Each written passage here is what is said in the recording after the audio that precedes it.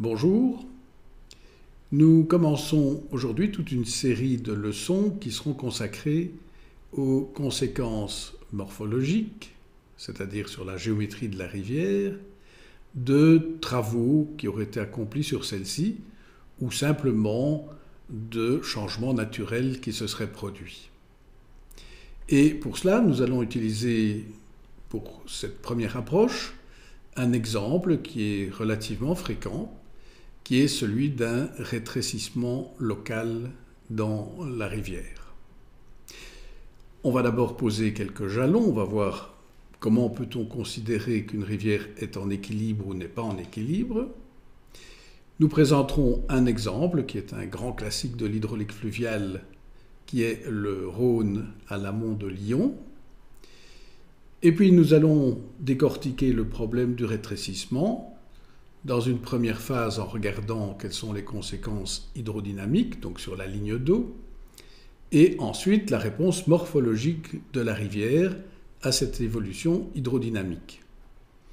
Et enfin, nous essaierons de généraliser le raisonnement que nous aurons fait pour un rétrécissement en vue de préparer les leçons suivantes sur les différents types d'évolution de la rivière.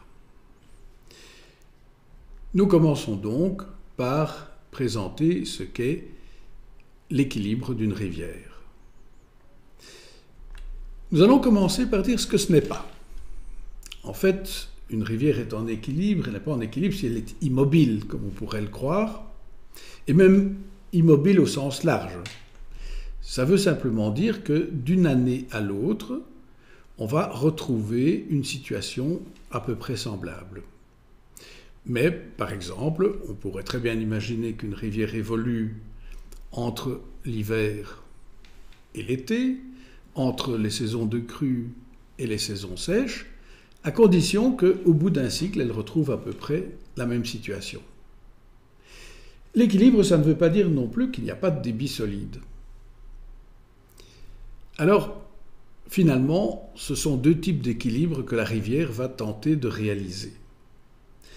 Elle va essayer de retrouver un équilibre énergétique, c'est-à-dire d'avoir une perte de charge SF qui soit égale à S0, en quelque sorte la consommation d'énergie égale à la fourniture moyenne d'énergie, c'est-à-dire que la rivière va tendre vers un régime uniforme, mais ce n'est qu'une tendance, puisque par définition la rivière ne peut pas être prismatique, et donc c'est quelque chose, un écoulement qu'on appellera pseudo-uniforme.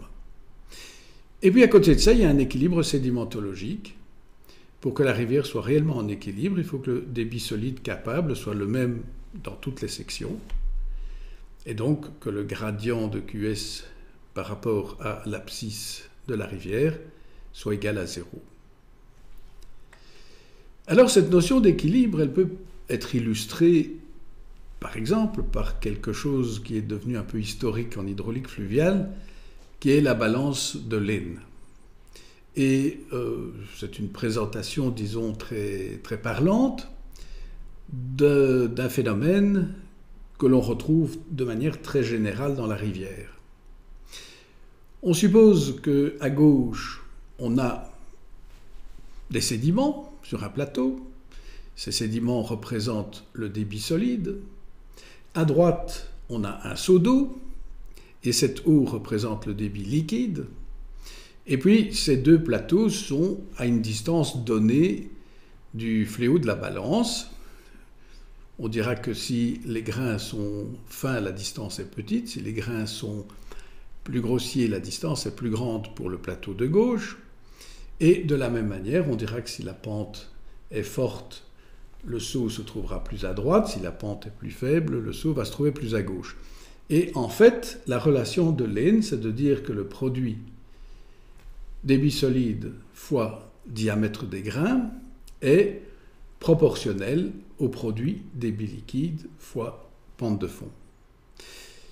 Alors, bon, cette équation est indicative, elle n'est pas tout à fait exacte, on ne peut pas l'utiliser comme telle, mais elle nous enseigne au moins quelque chose, c'est que si on modifie un des 4 paramètres qui sont indiqués ici, automatiquement, au moins un des 3 autres doit se s'adapter. Et finalement, c'est ce que nous allons constater dans la plupart des cas que nous allons rencontrer.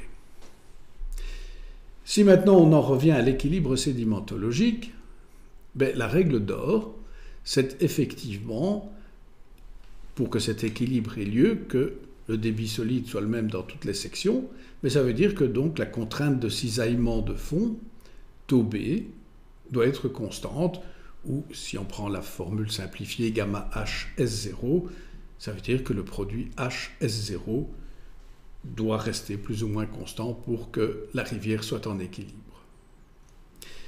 Et ainsi nous avons des éléments qui vont nous permettre de réfléchir sur les différentes transformations que la rivière peut subir.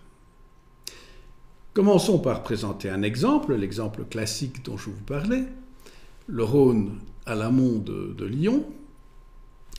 Vous avez ici, sur une dizaine de kilomètres à l'amont de Lyon, le Rhône tel qu'il se présentait au XIXe siècle. C'était une rivière navigable, mais difficilement navigable, parce qu'il y avait tellement de bras et de liens entre ces bras dans la rivière, que chacun de ces bras avait en général trop peu de débit, trop peu de tirant d'eau. Et les travaux qui ont été réalisés au milieu du XIXe siècle, c'est justement de privilégier un des bras qui est dessiné en bleu par rapport aux bras qui sont abandonnés, qui sont dessinés en vert, de façon à concentrer tout le débit sur un seul chenal, ce qui revient finalement à rétrécir la rivière, à diminuer sa largeur et à augmenter le tirant d'eau dans cette partie de la rivière. Et en fait, le résultat de ces travaux a été assez catastrophique, parce que si on compare le profil en long, en bleu, au milieu du XIXe siècle, au profil en long en rouge à la fin du XIXe siècle, on constate que le lit a complètement basculé.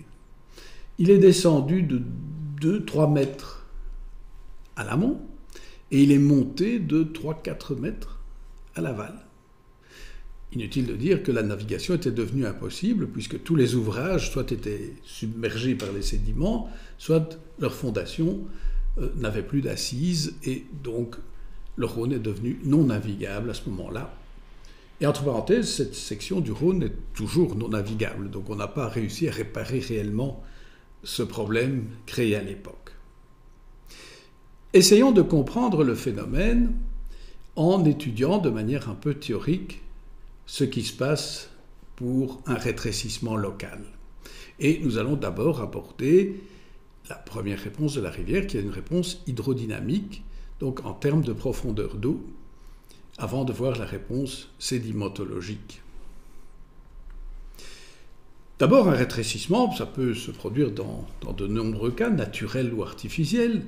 Ici, nous avons un tronçon du Rhin, et justement, pour améliorer la navigation, on a tracé une série d'épis à partir des rives, de façon à concentrer le courant liquide sur une largeur plus petite, ce qui en principe va augmenter la profondeur, donc le tirant d'eau, donc la navigabilité de ce tronçon. Prenons d'abord le problème d'un point de vue théorique. On a un canal de largeur L1. Sur une certaine longueur, cette largeur se réduit à L2 pour revenir à L1 par après. On se souvient des propriétés qui sont liées à un rétrécissement. On sait que la courbe d'énergie spécifique en fonction de la profondeur va être plus haute. On sait que la profondeur critique va augmenter. Et on sait que la profondeur uniforme va augmenter également.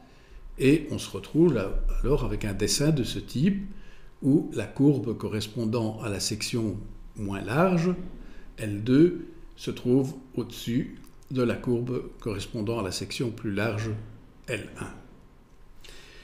Nous avions déjà rencontré ce genre de considération quand nous avions étudié d'abord le rétrécissement et ensuite l'élargissement. À gauche, vous avez le cas d'un rétrécissement, où on part de U1 pour arriver à U2, moyennant une augmentation d'énergie spécifique.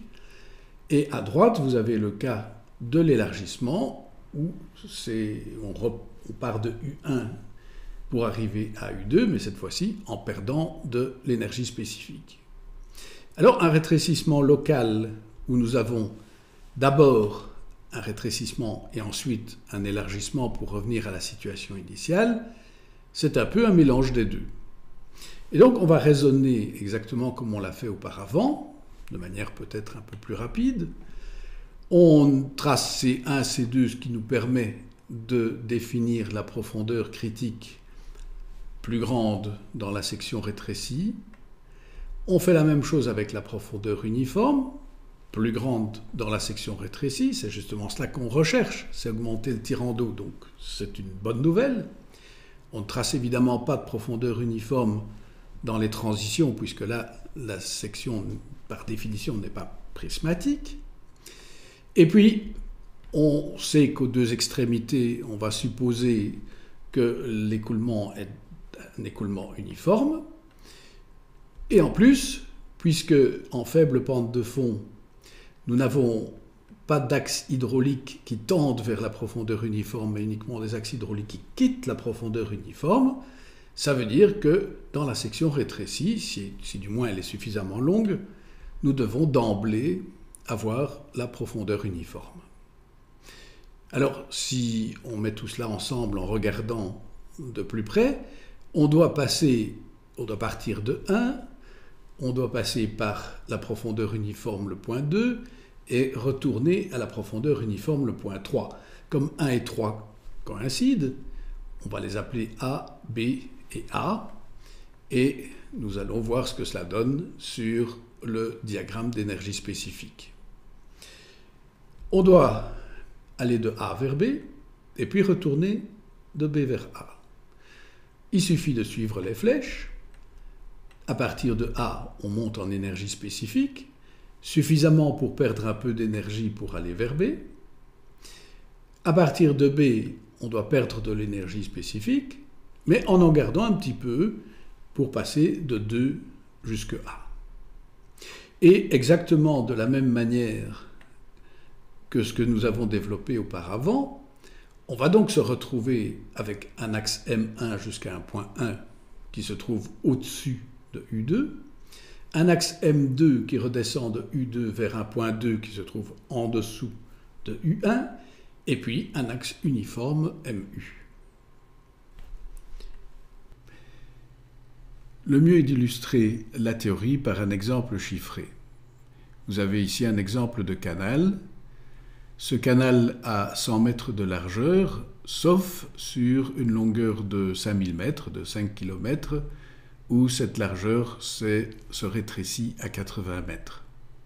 Nous avons donc une transition entre 5000 et 6000 et une autre transition entre 11 000 et 12 000, chaque fois une transition d'1 kilomètre entre les parties de différentes largeurs. Nous pouvons calculer la profondeur d'eau dans toutes ces sections en utilisant les méthodes que nous avons vues dans la théorie. Nous partons donc de l'aval, c'est un axe d'aval. Nous avons un premier axe hydraulique qui est MU, un axe hydraulique uniforme.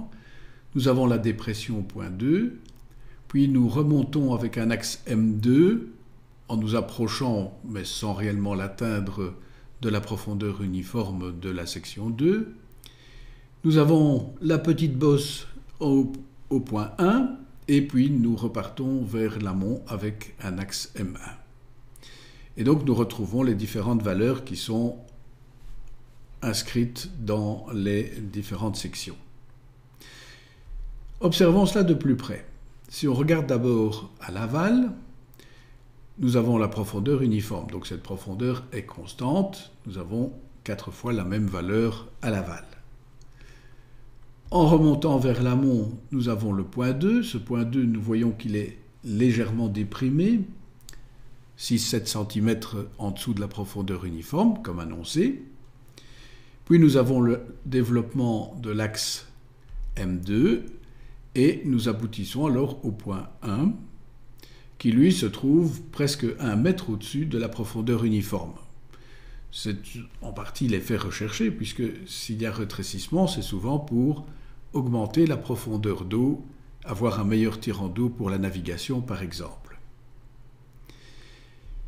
Nous allons examiner ces résultats hydrodynamiques du point de vue morphologique, voir les conséquences sur l'érosion ou le dépôt dans le fond de la rivière ou du canal, et cela fera l'objet de la leçon suivante, comme ça vous pourrez y réfléchir un petit peu d'ici là. À bientôt.